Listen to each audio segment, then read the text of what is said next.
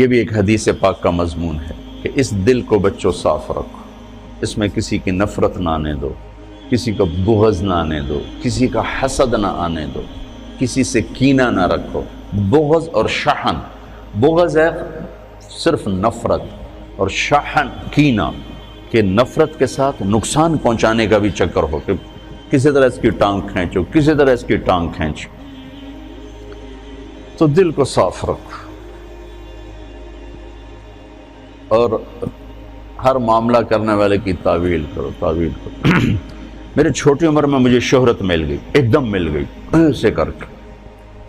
تو جہاں محبت کرنے والے ہوتے ہیں پھر وہیں یہ انسانی فطرت ہے، حسد بھی آتا ہے، نفرت بھی آتی ہے، بہت کچھ آ جاتا ہے کہ یہ کیوں، یہ کیوں۔ تو مجھے ایک بہت بڑی مشکل کا سامنا کرنا پڑا، جھوٹے الزام اور بہتان ہذا سبحانک ہذا بہتان عظیم، ایسا قصہ۔ تو میری پیشی ہو گئی مولانا جمشید صاحب کے پاس، تو فرمانے لگے تو کیا سوچتا ہے کہ انہوں نے یہ کیوں کیا ہے؟ تو میں نے کہا جی حسد ہے اور کیا ہے۔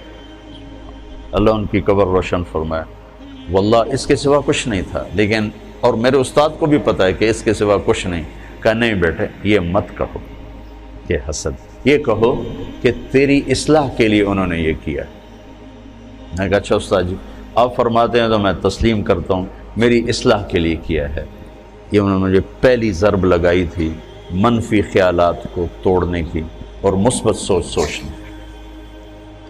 تو اس دل کو سب کی نفرت سے صاف کرو، سب کے بغض سے، سب کے حسد۔ پہلے حدیث بھی سن لو، یا بنی انس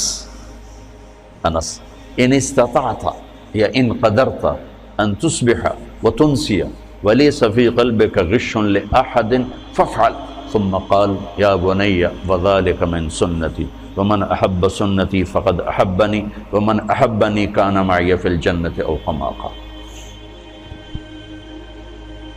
ان قدرتا ان تصبح وتنسی، ان قدرتا میں اشارہ ہے کہ کام مشکل ہے، جان لگے گی، پسینے آئیں گے۔ تصبح وتنسی میں اشارہ ہے کہ موت تک کرنا پڑے گا، ایک دن کا نہیں ہے۔ جیسے کپڑے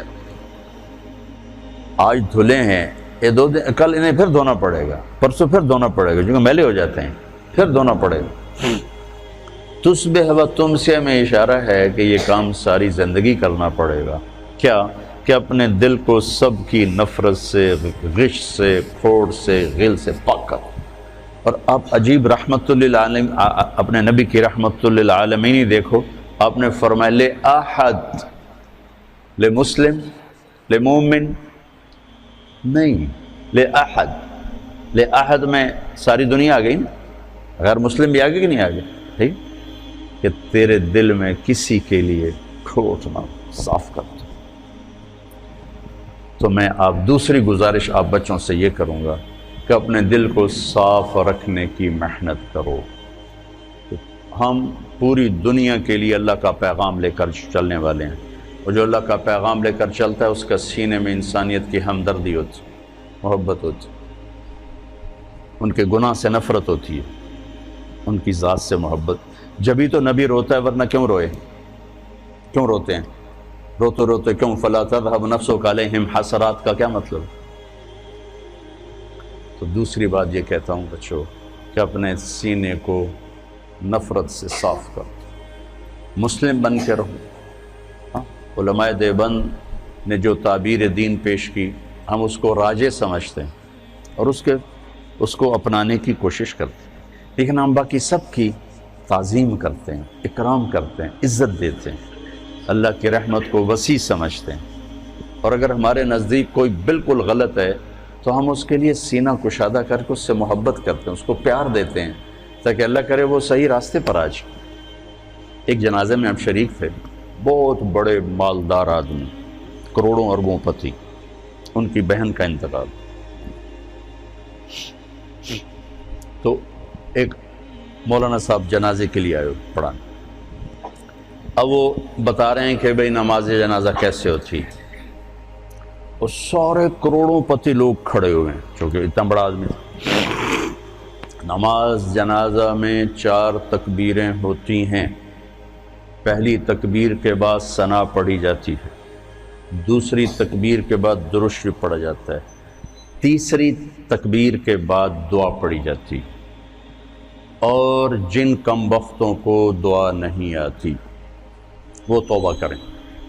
دوبارہ سنو، چوتھی تکبیر کے بعد سلام پھیرتے ہیں، پہلی تکبیر کے بعد ثنا ہے، دوسری کے بعد درود ہے، تیسری کے بعد دعا ہے، اور جن بدبختوں کو دعا نہیں آتی وہ توبہ کریں، اور چوتھی کے بعد سلام۔ آگے سارے وہ کھڑے تھے جن کو دعا نہیں آتی،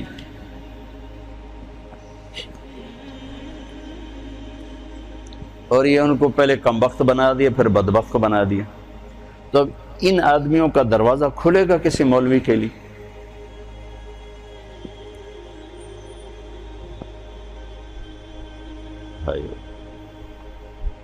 ایک دکاندار جتنے اخلاقی بنا لو، جو دیکھ کے مسکراتا ہے، جی چائے پیش کریے کہ ٹھنڈا پیش کریے، حالانکہ اس نے آپ ہی کی جیب سے وہ پیسے نکالنے ہیں۔ پروگرام سے وہ جلدی نال جا کے پیپسی لے کے آ، اور آپ اس سے متاثر ہو کر 100 کی چیز 200 میں خرید کے جاتے ہو، اور آپ لوگوں کو جنت پیش کر رہے ہو اور ساتھ ان کو لعنت بھی بھیج رہے ہو، تو آپ سے بڑا بے وقوف کون ہو؟ ایک دکاندار جتنے اخلاق تو سیکھو۔ یہی کچھ بریلوی ہمیں کافر کہہ کے مسجدوں سے نکال رہے ہیں، مسجدیں دھو رہے ہیں، گالیاں نکال رہے ہیں، تو آگے تمہارے خطیب بھی یہی کر رہے ہوں، تو تم نے حق و باطل میں کیا فرق رکھا ہے، صحیح اور خطا میں کیا فرق رکھا ہے؟ ادھر بھی گالی ادھر بھی گالی، سننے والا کیا کہے گا؟ دو میں ہک ہو جائیں۔ لہذا اپنے سینے کو نفرتوں سے دھو کے چلو، پاک کر کے چلو۔ وَلَيْسَ فِي قَلْبِكَ غِشٌّ لِأَحَدٍ فَافْعَلْ۔ اس پر آپ اور اللہ کے نبی جنت میں ایسے ہو جاؤ، اکٹھے ہو جاؤ۔ تو یہ 2 باتیں ہیں، آپس میں بھی نفرت نہ کرو۔ یہ تھوڑا سا میں نے تفصیل سے کہہ دیا چونکہ آپ کا سفر شروع ہونے لگا ہے، کچھ بچے باہر سے آئے ہیں، اور پہلے تو یہ مذاکرے میں بہت کرتا تھا، ٹائم ہوتا تھا، اب مجھے ٹائم نہیں ملتا۔ پچھلے یہ جو دورے کی جماعت اب سال لگا رہی، شاید پورے سال میں 10 دن میں نے ان کو سبق پڑھایا ہوگا۔ پڑھانا تو میں کوئی نہیں ہوں، میں تو ایسی باتیں ہی کرتا ہوں، پڑھانا تو شیخ رمضی کا کام ہے، شیخ زبیر کا کام، یہ پرانے استاد ہیں، یہ پڑھانے والے ہیں، میرے جیسے تو خالی باتونی لوگ ہیں۔ لیکن وہ میری باتیں ہوتی تھیں یہی زندگی سے متعلق، تو فائدہ ہوتا تھا مجھے بھی سننے والوں، اب وہ بھی نہیں۔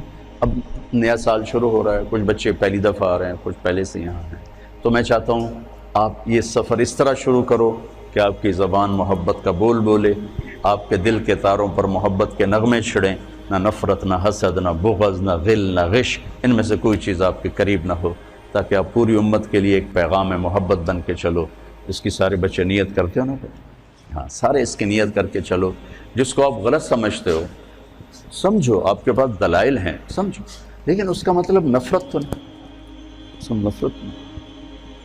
میں 3 چلے لگا رہا تھا، 3 چلے، تو ایک گاؤں میں ہم گئے تو ایک مولانا صاحب نے اتنی گالیاں نکالی، ماں بہن کی گالیاں، ماں بہن کی گالیاں، کھڑے ہو کر مسجد میں، اور بستر اٹھا کے ہمارے باہر پھینک دیے اور گاؤں اکٹھا کر لیا۔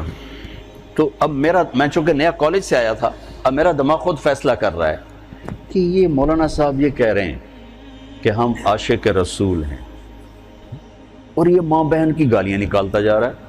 ماں بہن کی گالی نکالنا تو انسانیت کے ماتھے پر داغ ہے، چیز ہے کہ علم اور قرآن اور حدیث اور عشق رسول، اور یہ جن کو گالیاں نکال رہے ہیں ان کو کہہ رہے ہیں گستاخ رسول ہیں، یہ بولتے نہیں اور دعائیں دے رہے ہیں، دعائیں دے رہے ہیں۔